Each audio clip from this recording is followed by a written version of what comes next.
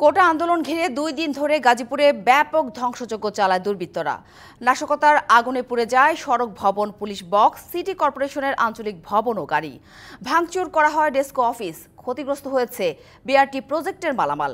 সহিংসতার ঘটনায় এ পর্যন্ত 27টি মামলা হয়েছে। নাশকতাকারীদের ধরতে জেলা জুড়ে চলছে সাঁড়াশি অভিযান। 19 থেকে 20 জুলাই কোটা আন্দোলন ঘিরে এই 2 দিন গাজীপুরের চান্দনা চৌরাস্তা থেকে টঙ্গী পর্যন্ত চলে ব্যাপক নাশকতা, যার সাক্ষী হয়ে আছে ক্ষতবিক্ষত বিভিন্ন সরকারি প্রতিষ্ঠান। পুড়িয়ে দেয়া হয়েছে গাজীপুর সিটি কর্পোরেশনের আঞ্চলিক ভবন, ছাই হয়েছে গুরুত্বপূর্ণ নথি, ভস্মীভূত 20টি গাড়ি, জ্বালিয়ে দেয়া হয় বিআরটি প্রকল্পের বেশ কয়েকটি এক্সেলেটর।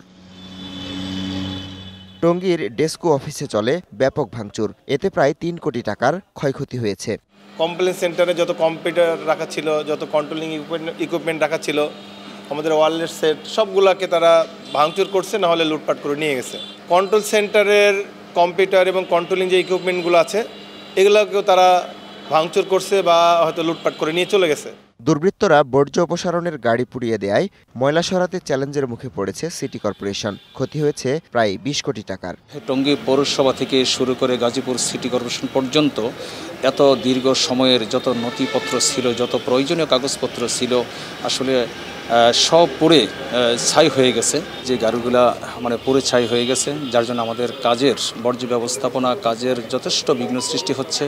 নাশকতার কারণে গাজীপুরে বিভিন্ন সরকারি স্থাপনায় প্রায় 100 কোটি টাকার ক্ষতি হয়েছে বলে অনুমান করা হচ্ছে। DBC news desk.